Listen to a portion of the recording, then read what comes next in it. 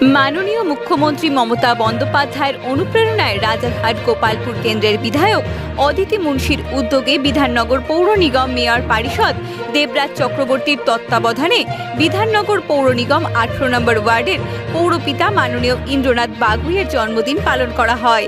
তার উদ্যোগে প্রবীণ বরণ কৃতি ছাত্রছাত্রীদের সংবর্ধনা ও রক্তদান উৎসব পালন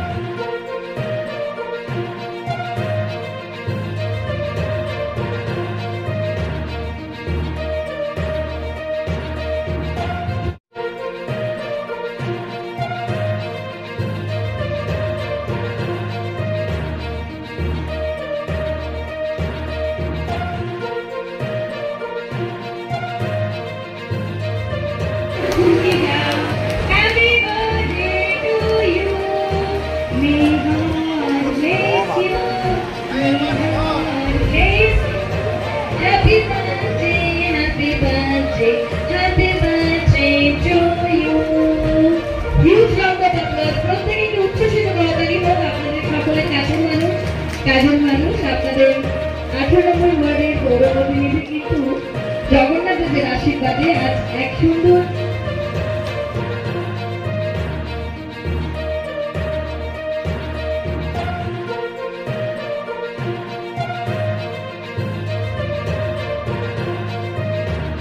ইন্দ্রনাথ বাগুই এই নারায়ণতলায় রক্তদান শিবির করেন, তার সঙ্গে বয়স্কদের সম্বর্ধনা করেন এবং তার সঙ্গে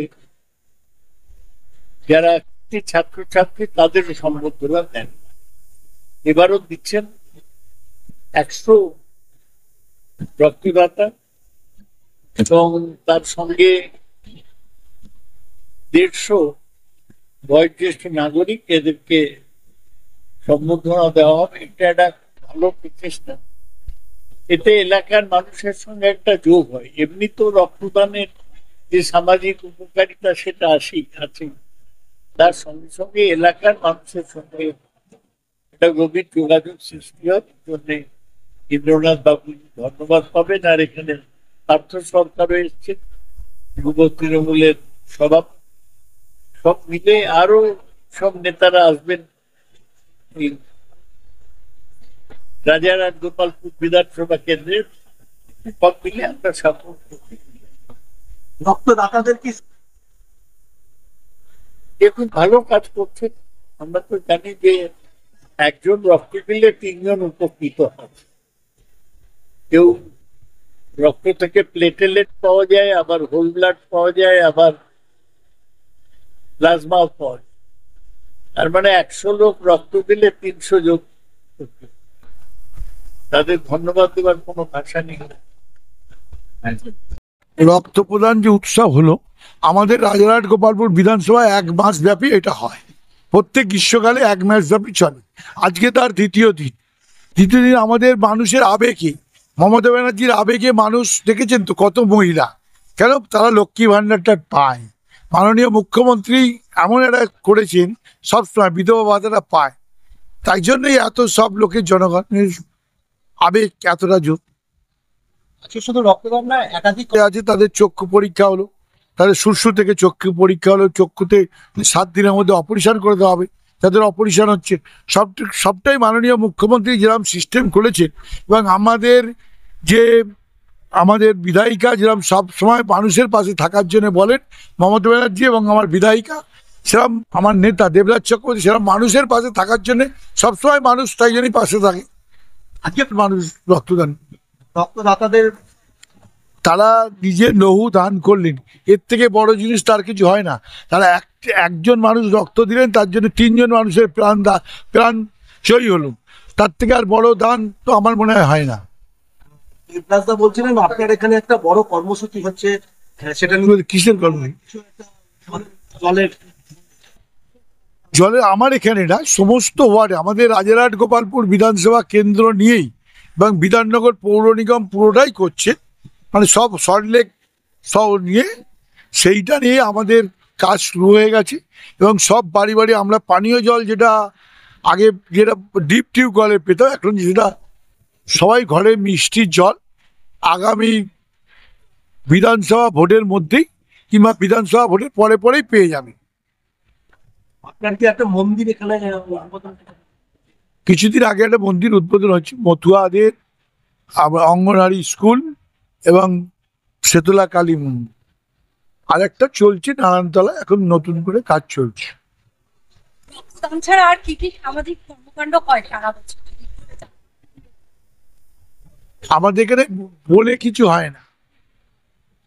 হ্যাঁ, সব সাথে 24 ঘন্টা ফোন খোলা থাকে। 24 ঘন্টা মানুষের ফোন রিসিভ করে মানুষের পাশে থাকার চেষ্টা করে। দেখতে থাকুন, সঙ্গে থাকুন বেঙ্গল নিউজ টিভি।